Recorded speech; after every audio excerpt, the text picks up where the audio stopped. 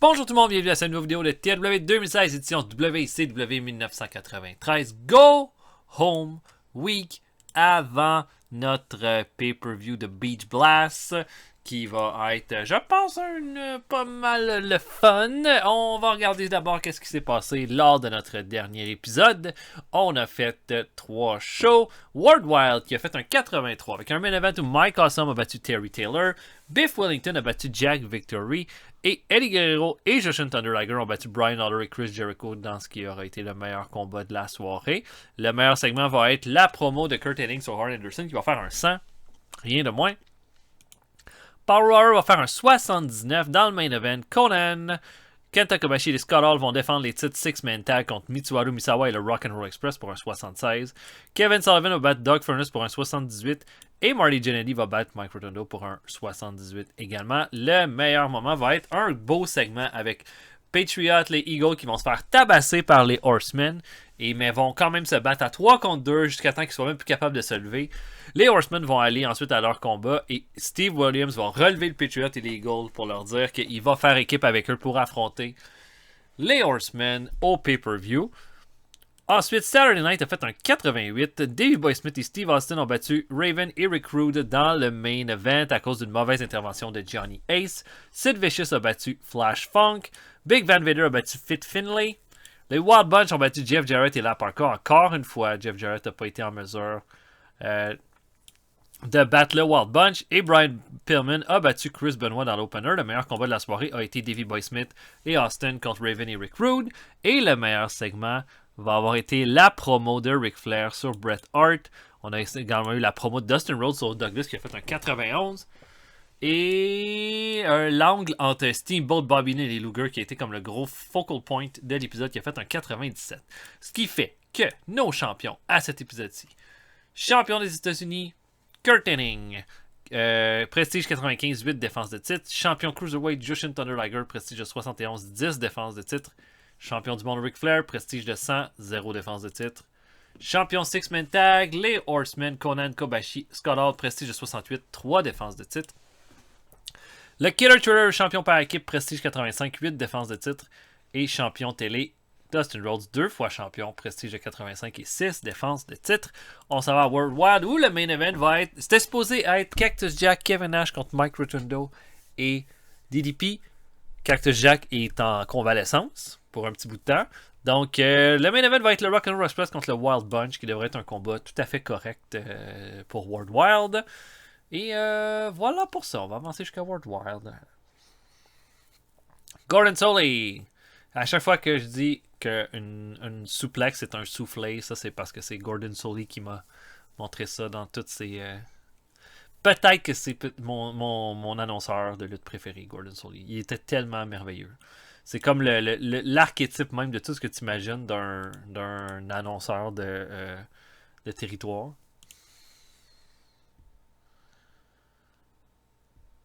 Ok. Nicky Monroe. Je connais pas. Je connais pas Nicky Monroe. Je l'ai jamais vu lutter. Rien de spécial. Une interview avec Hulk Hogan. Où est-ce qu'il a bien représenté la WWF? Maudit. L'écœurant.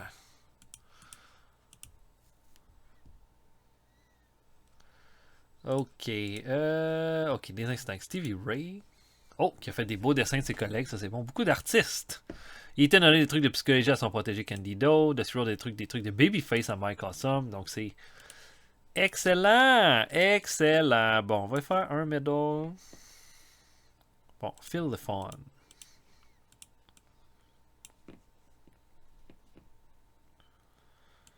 Phil the Fawn et genre Rey Mysterio. Non. Ok, je book Main Event Rock'n'Roll Express contre le Wild Bunch. Je book ça, on se voit après. À tantôt tout le monde. Ok, on commence le pre-show. Glenn Root, lutteur de notre développement, affronte Bob Holly. Et on va donner une autre victoire à Holly, là, qui était en chercher une ou deux là, depuis quelques temps. Va l'emporter qu'un Alabama Slam à 9 minutes 15. Performance de 43-32 pour Glenn Root. Holly, lentement, ça va se développer. Ensuite, Mark Merrow affronte Dave Taylor, un des Taylor Twins. Dave Taylor va faire un Bridging Follow Slam à 9,34 pour la victoire.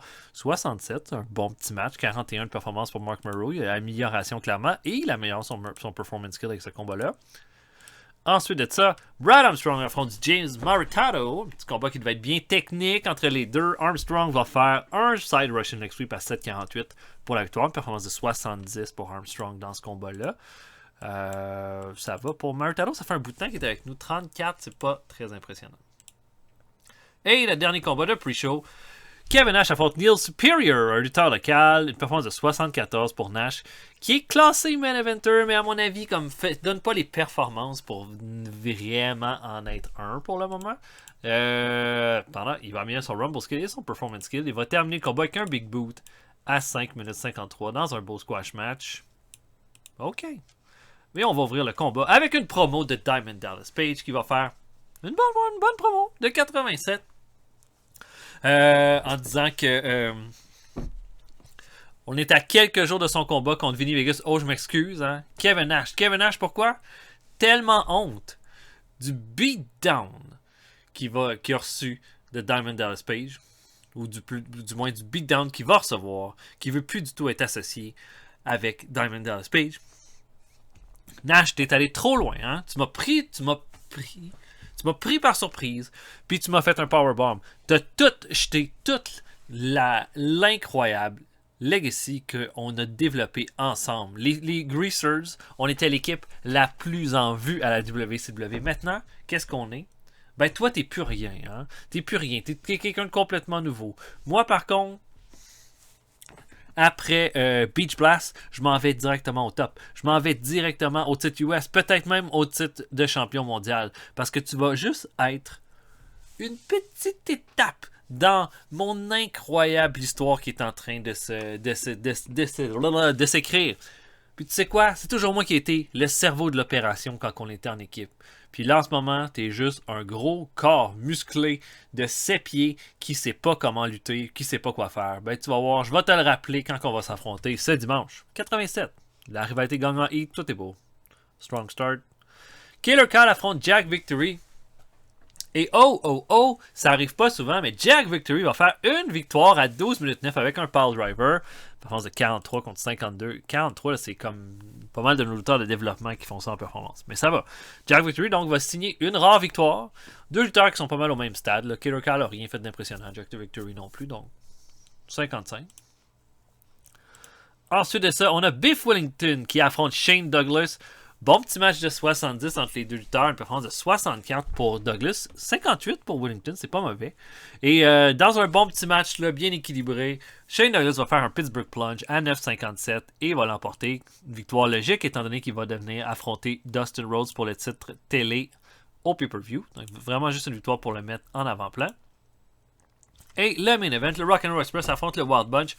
Bon petit match avec le Wild Bunch qui va l'emporter clean à 15-35 avec un guillotine leg drop de Billy Black sur Robert Gibson. Tout le monde a bien fait ça. Ricky Morton améliore son performance skill. Vraiment juste un combat pour continuer de bien développer le Wild Bunch qui ont gagné tous leurs combats à toutes les semaines cette semaine. Et après le combat, on a une promo de Billy Black et de Joe Deaton qui disent que Jeff Jarrett, tu peux nous défier là, pour le pay-per-view, mais qu'est-ce que tu penses qu'il va se passer? Qui tu penses que tu vas pouvoir aller chercher? Tout le monde est occupé, puis tout le monde, personne n'en a rien à battre de toi, Jeff Jarrett. Puis qui tu penses qu'il en a quelque chose à battre de toi après qu'on t'ait battu 3 semaines de suite avec tout le partenaire que tu voudras? Ça changera rien. T'es un loser, on est les gagnants. That's it. On termine le show là-dessus. Et 76 pour le show. C'est quand même bien. C'est quand même bien. Et quasiment le goût de continuer sur cette lancée de tag team match là, en main event.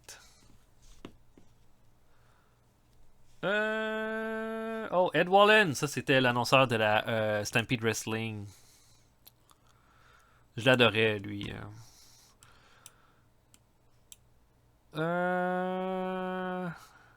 Oh mon dieu, il se passe de quoi? Jesse Barr puis Danny Davis. Parce qu'il a fait des messages, des menaces à Danny Davis au Booker. Wow. C'est du délire, ça.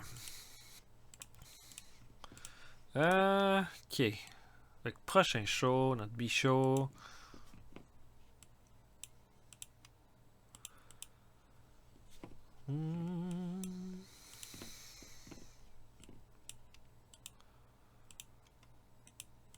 Qui je voudrais voir.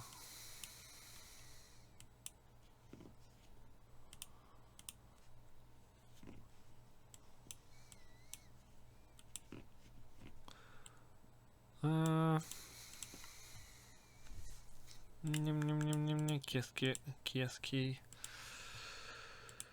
Ok, oui, on va essayer ça. C'est Ricky, Steamboat, Mitsuharu Misawa, qui quand même, malgré qu'il n'y a aucun storyline autour de lui, lutte quand même pas mal. Luger, Dean Malenko. Devrait être un bon match.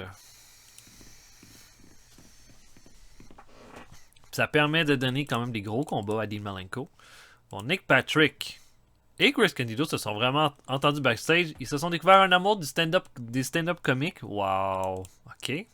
Shane Douglas a été amené au Wrestler's Court.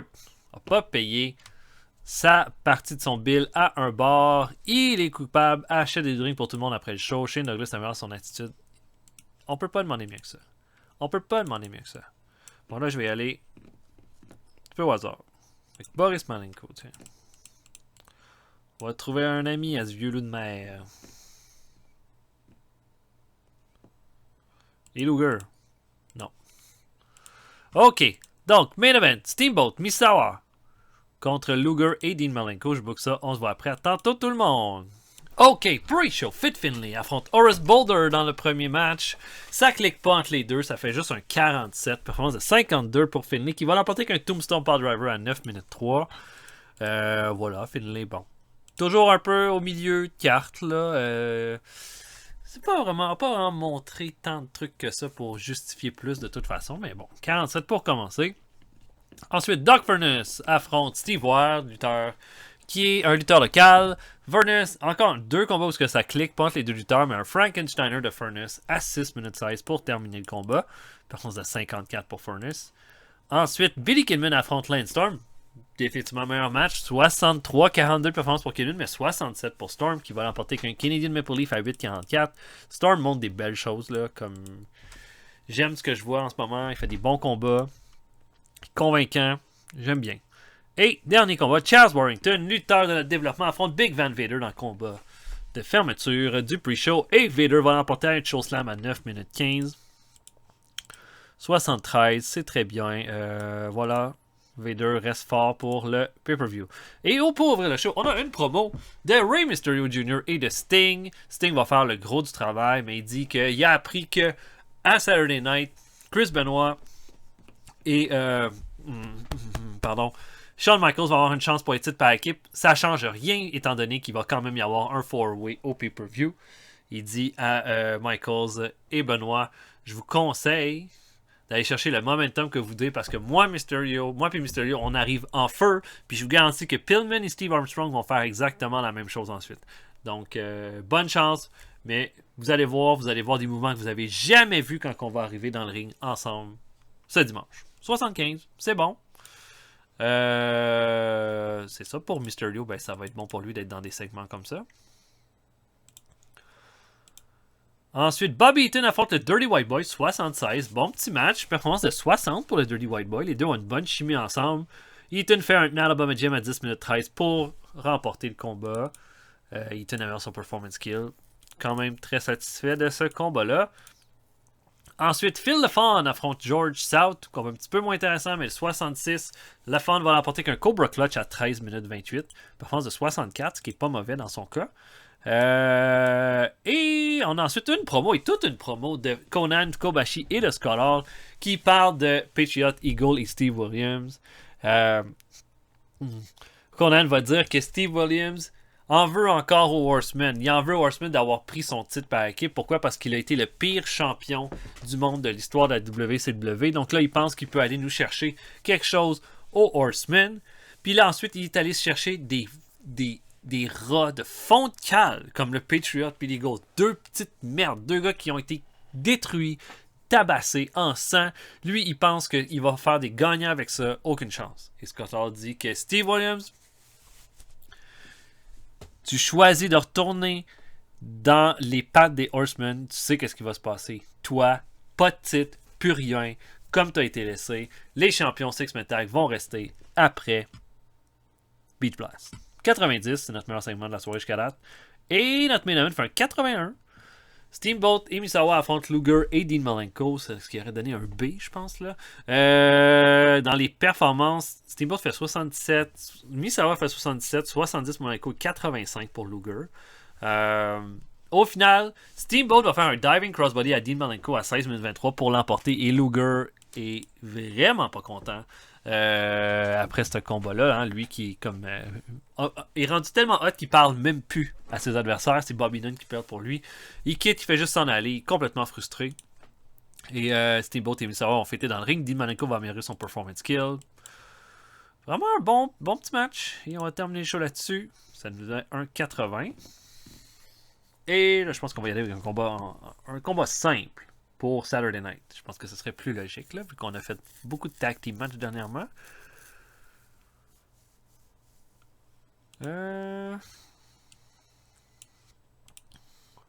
Bill Watts dit que Rey Mysterio Jr. est trop petit. Bon. Pas si petit ça. Oh, ici, ECW ont fait un show. Bulls on Parade. Steven Starr a-t-il le Tasmaniac pour garder le titre de champion du monde? Ils ont quand même certains gars qui étaient déjà à la ECW comme Kid Cash, Glenn Osborne, Pilbo No. 1, Dancing Wolf, Bad Crew, je sais pas s'il était à l'UC. Tony Norris, ça c'est Ahmed Johnson, mais Devon Dudley était à la ECW. Quand même cool d'avoir plein de lutteurs comme ça. Peut-être qu'on pourra là, en signer un éventuellement. Ok. Bon, pour mon main event.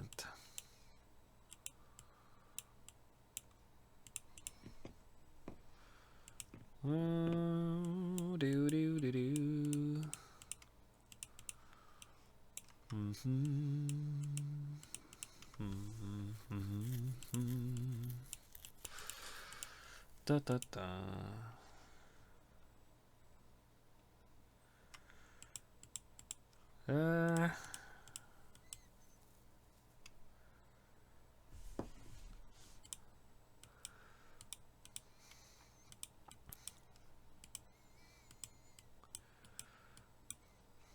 Trouver un. Ok. Peut-être pas le main event du siècle, mais un old school match. Arn Anderson, Kevin Sullivan en main event de mon Go Home. Je sais pas si ça va donner une incroyable note, mais j'aime ça. J'aime ça. Ça, je veux mettre. Je veux mettre Anderson en avant-plan, vu que c'est lui qui va affronter Kurt Hennig. Puis que c'est définitivement. Comme c'est pas une rivalité que j'ai tant mis en avant-plan, j'ai juste fait 2 promos, une de chaque côté. Donc, puis Hennig n'a pas beaucoup lutté ce mois-ci comparément aux autres mois. Bon, Billy Black veut une augmentation de 3000. Ok, c'est bon, ça me va ça. La Beast du Botswana s'est faite mal aux hanches. Ça, c'est la copie de Kamala. Ben ouais, ça va aller. Superstars, Jake Roberts, ça va être $1 Million Man. Ouais, c'est pas des gros shows, hein. 79. C'est pas impressionnant. On fait des shows vraiment meilleurs qu'eux là, depuis un petit bout de temps. Depuis qu'ils ont pu. Mais depuis qu'ils ont pu aucune qui est en congé, là, whatever. On s'inscrit encore des problèmes de morale. 3000. Il est pleased. On va faire la même chose avec Boris Malenko. Toujours irrité.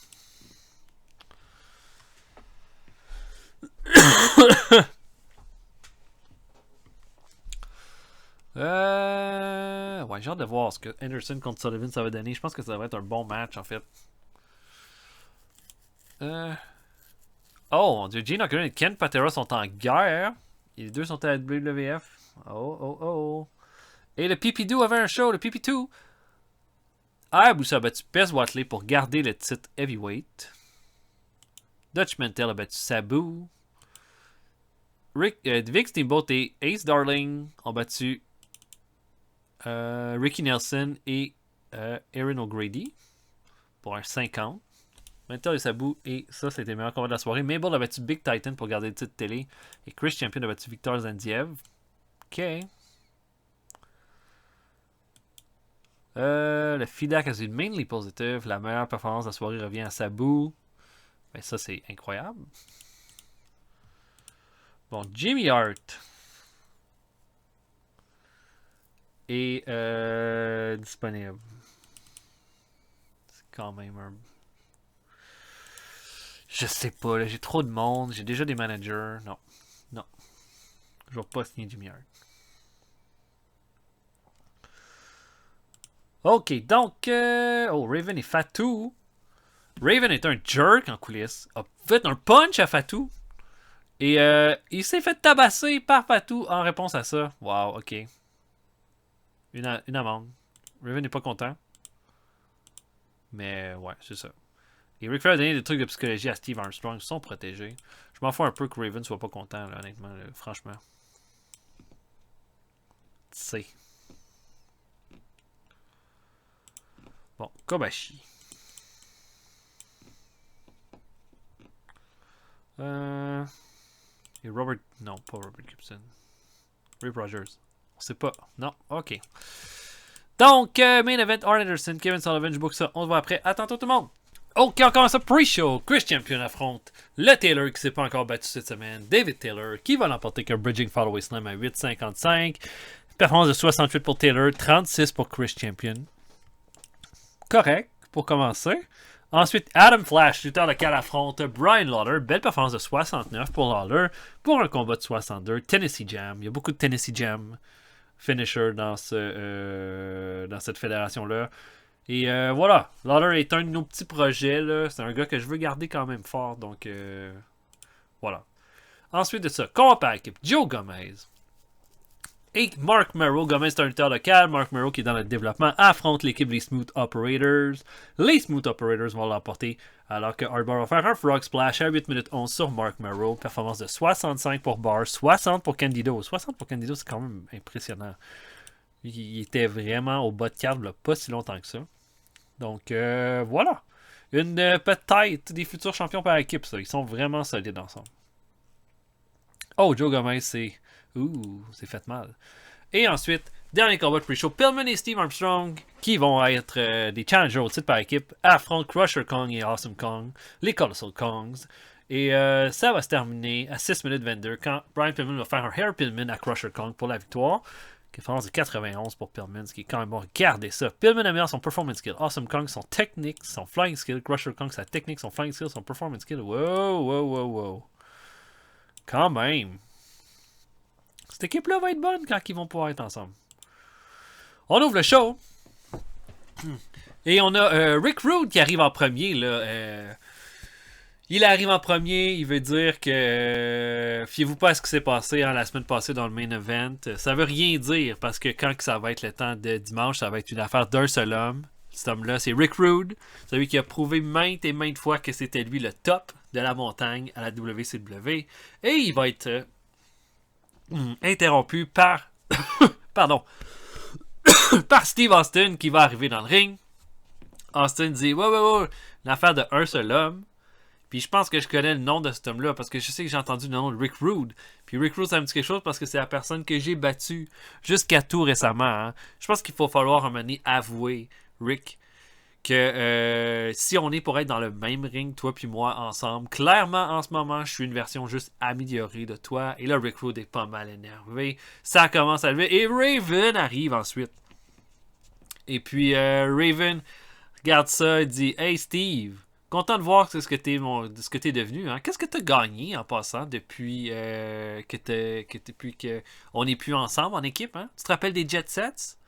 Moi, je veux juste te dire, champion des États-Unis. Rick Rude, même, champion des États-Unis, toi, encore Sweet F All à la WCW, puis c'est pas parce qu'on t'a pas donné des chances. Et là, le ton commence à monter encore. Et là, Davey Boy Smith s'en vient.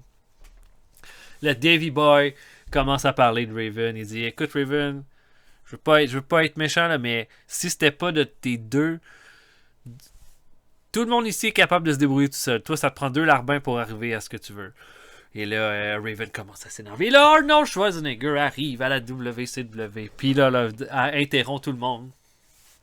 Et là, va dire, si vous avez été sélectionné pour ce combat-là, c'est que la WCW a espoir que un de vous 4 pourrait devenir un excellent champion du monde. Vous pouvez vous rabaisser tant que vous voulez, chercher à vous insulter tant que vous voulez. Au final, vous êtes la crème de la crème en ce moment de la fédération.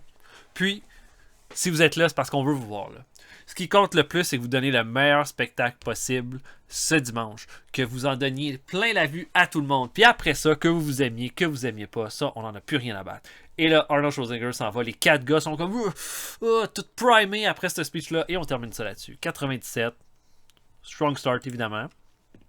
Combat par équipe, Honor the Flag affronte les Edge Shrinkers. Bon combat de 85 entre les deux lutteurs. Honor the Flag vont l'emporter quand le Patriot va faire un double. En fait, les Eagle et le Patriot vont faire un double Patriotic Missile sur Fatu pour la victoire. Gros match. Et les Honor the Flag semblaient comme complètement motivés de leur nouvelle alliance avec Steve Williams. Et immédiatement après le combat, Steve Williams vient féliciter. Il leur dit de foutre le camp. Parce que Steve Williams va se battre contre Mike Rotundo qui arrive. Et Steve Williams va prendre 17 minutes pour battre Rotundo avec un Dr. Bomb. Performance de 85 et 71 pour Steve Williams.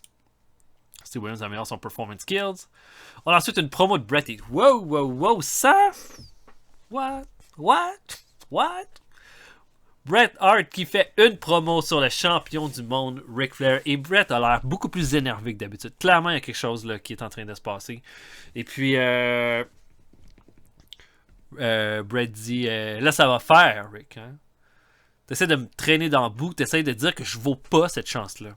À toutes les fois qu'on est arrivé dans ce ring-là, toi puis moi ensemble depuis un mois, soit t'as abandonné, soit t'es parti sur une civière. Okay? Au pay-per-view, tu peux dire que je suis un malade mental. Moi, je pense que je viens juste chercher les choses qu'on m'a enlevées depuis des mois. Depuis des mois que j'ai jamais ce que je veux. Depuis des mois que mon frère se met dans mon chemin. Que mon beau-frère se met dans mon chemin. Que d'autres lutteurs se mettent dans mon chemin quand j'ai des chances de me rendre jusqu'au top. Là, j'ai une chance de devenir champion du monde. Je ne vais pas la perdre. Puis qu'est-ce qui va arriver? À Beach Blast, s'il faut que je t'envoie à l'hôpital pour devenir champion du monde, je vais le faire parce que je suis rendu là. 100 pour cette promo. 100, rien de moins. Championnat par équipe, le Killer Thriller affronte Chris Benoit et Shawn Michaels. Bon petit match entre les deux équipes. Au final, dans le fond, à un moment donné, Shawn Michaels semble être en bonne position. On va faire un saut de la troisième corde directement en bas du ring sur Stan Hansen. Et Sting va arriver par la ronde. Et puis, va être vraiment... Et là, Shawn Michaels va, qu'est-ce que tu fais là? T'as rien à faire là. Des choses que Shawn Michaels a faites en masse dans les autres mois. Pendant ce temps-là, Chris Benoit est avec Great Sasuke dans le ring, semble être prêt. Et Rey Mysterio arrive dans le ring, personne ne le voit, fait un 619 derrière le dos de Chris Benoit, qui avance là, sous l'impact. Et immédiatement, Great Sasuke lui fait un Michinoku Driver. L'arbitre fait le pin. Et on a une victoire, une 9e défense de titre pour les Killer Thriller. Défense de 88 pour Hansen, 89 pour Michaels, 68-66 pour Sasuke et Benoit pour un bon petit match de 81. Chris Benoit améliore son performance skill. C'est bien. La rivalité est bien avancée. Une promo de Vader. Ensuite, le Vader complètement feu.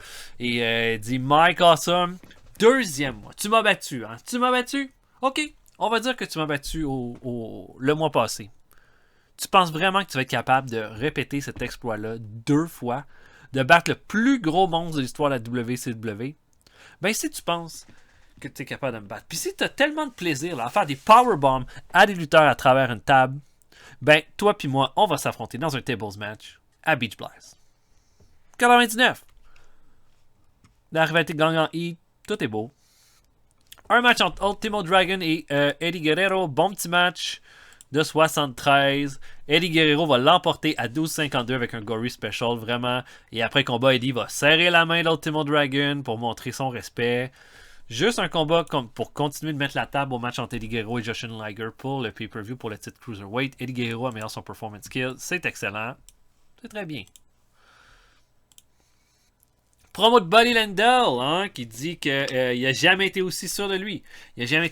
Comment Sid Vicious va être en mesure de battre Buddy Landel si les Taylor Twins et si Lance Storm sont de son côté lors du pay-per-view? Comment il a beau être un monstre incroyable, est-ce qu'il peut battre 4 personnes au pay-per-view? Je ne crois pas. 74 pour cette promo-là de Buddy Landel. Et le main event fait un 87 entre Arn Anderson et Kevin Sullivan. Bon match. Anderson va l'emporter clean avec un Spinning Spinebuster à 18 minutes 15, alors que Kurt Hennig est à la table des commentateurs durant le combat. Anderson va revenir son Rumble Skill et son Performance Skill. Le 87, c'est quand même bien. C'est pas incroyable, mais ça serait un B+, là, ce qui est quand même bien. Et après le combat, Kurt Hennig va prendre son micro. Il va dire « Bravo, Arn! Bravo, Arn, mais tu comprends pas que c'est ça le problème.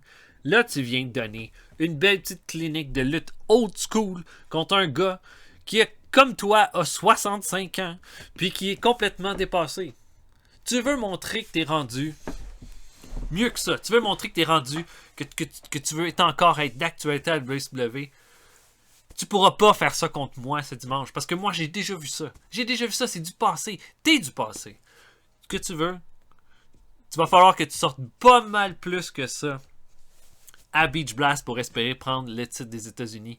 Parce que moi, là, j'ai battu tout le monde, tous les jeunes lutteurs, je les ai battus. Puis toi, là, t'as pas rien, t'as plus rien à me montrer. Et là, un nick drop de Mike, et là, il a vraiment dit des choses dures sur Arn Anderson qui a l'air un peu comme sous le choc. Et on termine ça là-dessus. 1,89, ça nous fait un bon show pour vrai, là. Ouais, j'aime ça. J'aime ça, j'aime ça. Et on va terminer ça là-dessus. Ça fait 5.49 de ratings. Raven dit que Mysterio est trop petit. Sûrement à cause du Clay Gold ne connecte pas avec la foule. Bon. Oh, Greg Valentine, libéré de la WWC. Ok. Oh, le NGPW Climax. G1 Climax, Keiji battu Shinya Hashimoto. Oh, 88. Ouais. Ok. Donc, on va se revoir pour le pay-per-view. Oh, Raven, hein. Juste annoyed. Ok, c'est bon. Je pensais que ça allait être pire que ça. Donc, prochain épisode, Beach Blast. J'espère que vous serez là. Et on se voit pour un prochain épisode bientôt. Salut tout le monde. À la prochaine.